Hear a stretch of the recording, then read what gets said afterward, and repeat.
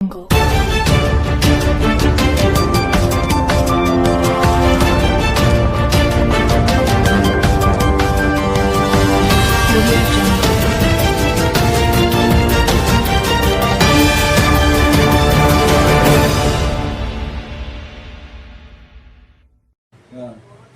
ઊંચી ને ઊંચી છે.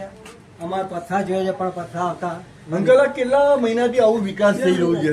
આ 10 દાડે જે આમનામ પડી ગયું. 2 મહિના. અમારે પોળ તોડે 2 મહિના થાય. પોળ તોડે તો 2 મહિના થયા છે. અચ્છા, આવી અને પરિસ્થિતિ 2 મહિના. આ પરિસ્થિતિ આવી રીતના 2 મહિનાથી છે. અને કાયમ માટે હેરાન થઈએ છે ગટરો નામ તેનું બધાય પણ હા, કોઈ બોલો. અમુક જોવા આવતું નહીં. હવે કહો, બોલો.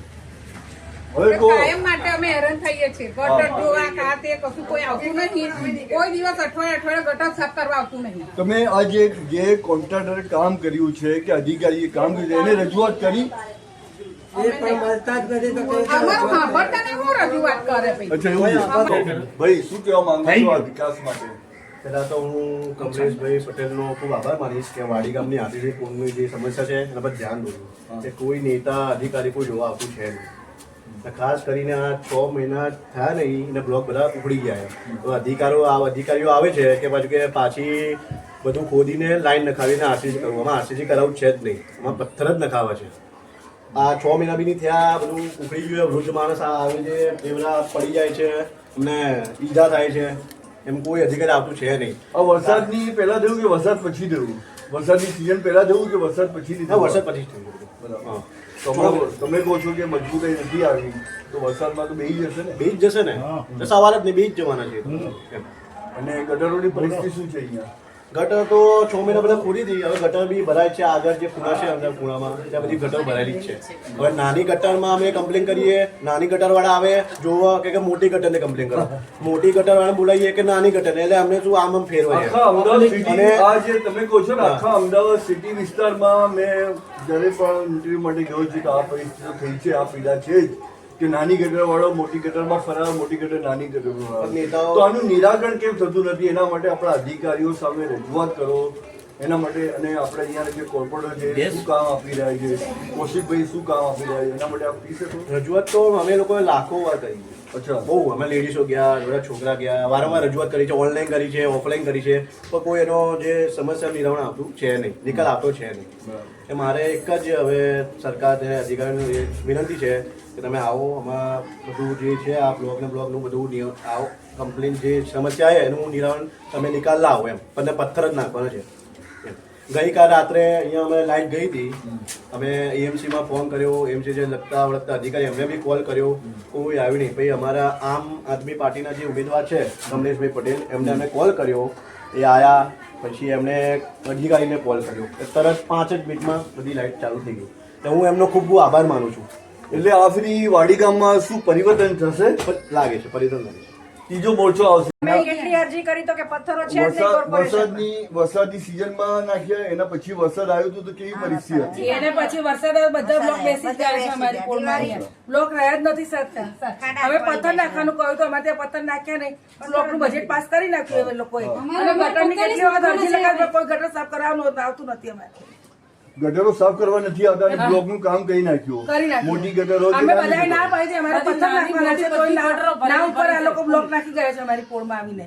અને એમનું બજેટ પાસ કરે કે બ્લોક જ આવશે કે પથ્થર નહીં આવે. અમને એવું કહ્યું એ લોકોએ. પથ્થર જ નથી. પથ્થર જ નથી એવું કહ્યું અમને. કોર્પોરેશનમાં પથ્થર ખલાસ થઈ ગયા છે. અમારે પથ્થર જ જોઈએ. અમારે પથ્થર જ નાખવા છે બ્લોક. તો હવે તો બધામાં પ્લાસ્ટર થઈ રહ્યું છે, આરસીસી થયું છે. અમારે આરસીસી જોઈએ જ નહીં, પથ્થર જ નખાવાના છે. પથ્થર નાખો બસ. આરસીસીમાં ગટર ભરાય અને તોડવાનું આવે તો બધું પોટ આરસીસી તૂટી જાય તો તોડફોડ એ બધી કોણ કરે અમારે અહીંયા જફામાં? એટલે અમારે તો પથ્થર જ જોઈએ છે, અમારે આરસીસી જોઈતું જ નથી. તમે વોટ કોને આપ્યું છે અહીંયા? હવે તો કોણે વોટ કોને આપ્યું છે? ભાજપને કે કોંગ્રેસને? હવે ભાજપને આપ્યો તો વોટ. છે અત્યાર સુધી તો આ જે ભાજપને, તો ભાજપના અધિકારીઓને ભાજપ આપણા કૌશિક જૈન સાહેબની તમે વાત કરી રહી છો. કૌશિકભાઈ જૈન બે દિવસ પહેલા અમારી સાથે આવી ગયા રાત્રે. હા. એમને વાત કરી કે રાત્રે 10 વાગે આવ્યા હતા અહીંયા. તો એ કે હવે હમણાં 2 મહિના સુધી કઈ નહીં થાય કે. એમને ના પાડી દીધી 2 મહિના સુધી. અમે કીધું અમારી ગટર જુઓ પહેલી વાત તો તમે. ના સાહેબને કેવું છે ને કે સાહેબ આવી પરિસ્થિતિ હા, બતાવી તો ખરી. કૌશિકભાઈ તો બહુ સારું બધી જગ્યાએ બજેટો આપી રહ્યા આપી રહ્યા છે છે. અને વિકાસ પણ થઈ રહ્યો છે પણ તો આજે આવી તમારા લોકોની જે પીડા છે હા.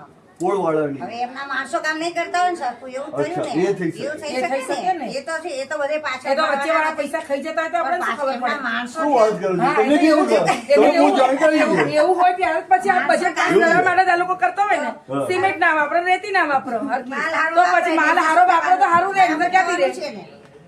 એટલે આપણી અમદાવાદની બહેનો તો બહુ જાગૃત કહેવાય આ હે જાગૃત જ થઈ ગયા હતો. જાગૃત બોલ, છે પણ તું કોઈ કે શું જાગૃત નહીં કહેવાની? રહેતા. જાગવા નહીં દેતા ને જાગેલા રહેવા નહીં જાગવા નહીં દેતા તો શું કરવાનું અમારે? બે જ છે. એ જ છે બોલો તમે શું કહેવા માંગો છો પથ્થર નાખો, અમારે બ્લોક ના જોઈએ. હા. બ્લોગ નથી જોતા ના, બ્લોક ના જોઈએ, કેમ પથ્થર જ બધા જોઈએ. બ્લોગ ને ના કે છે પથ્થર જ કે છે ટેક્સ ભરીએ છીએ અમે 12 મહિને અમે ટેક્સ ભરીએ છીએ તો અમારે જે જોઈશે એ તો માગીશું ને. આખી જિંદગી ગળ્યા નાખી ગયા છે પથ્થર. જવાને ક્યાં ગયા પથ્થર? એટલે આપણા વડીલો પાછી જે અમારે જગ્યા જોવે હતી પથ્થર જ જોશે નકર આ બધો બ્લોક નહીં જોઈએ, આરસીસી નહીં જોઈએ, પથ્થર જ જોઈએ. પણ બ્લોગ અને આરસીસી માટે કેમ તમે લોકો ના કહો પણ છો અમને આરસીસી પસંદ નથી, બ્લોકે પસંદ નથી, અમને પથ્થર જ ગમે છે. આખી જિંદગી પથ્થર હતા ને હવે કેમ નથી પથ્થર? તો કરકોસા પથ્થરો નથી ના, પથ્થર પતી ગયા, ફેક્ટરી બધી બંધ થઈ ગઈ ને એટલે. તો હારા શું કરે તોડાઈ કાઢ્યા? અડધી પોર થાય એવા પથ્થર હારા હતા તો તમે તોડાઈ કેમ કચરા પેટી નાખ્યા? શું કારણ? આખા નાખા પથ્થર તોડી કાઢ્યા છે, તોડી કચરા. બધા લેવાના ના રે. આખો ઉપાડ્યો રાજા તમારું ઘર કરતા તમે આખા ઉપાડી ઉઠાવો ના ઉઠાવો. જેટલા તૂટેલા હતા બધી નાખો, અમારે હાર એવું નથી. અમારે તૂટેલા હતા એ કાઢી નાખો, નવા અમને નાખ્યા પણ જે હતા એ નાખ્યા હોત તો એમને કશો વાંધો નતો. તમારે અમારે એવું નહીં કે અમે નવા જ જોઈએ છે. અચ્છા આ વાડી ગામની કઈ પોળ છે તમારી આડાવાળી આડાવાળી. આડાવાળી પોળ. એટલે અમારે પથ્થર જોવે, પથ્થર વગર નહીં ને હવે કોઈ પહેવા નહીં દેવાના. જેને વોટિંગ જોવે ના જોવે કોઈને હાલવાનું નહીં. અમે એટલે વોટિંગ કમાઈશું, તમે કોઈને નહીં આપતું ના, કોઈને નહીં આવી નહીં મળે. આ તો વોટ લેવા બધા આવી જશે, તાર તો હારા થઈને આવી જશે. આ બધી- તમે બેસી રહેવાનું આપણે ભાજપને આપ્યું ના, તો વોટ કોઈને નહીં આવવાના. ભાજપ નહીં, કોંગ્રેસ અમે અમારી પોળમાં કામ થયેલું એમ છતાંય 30% કમિશન લઈને ફરીવાર આ વિકાસના નામે ફરી ખોદી નાખી છે.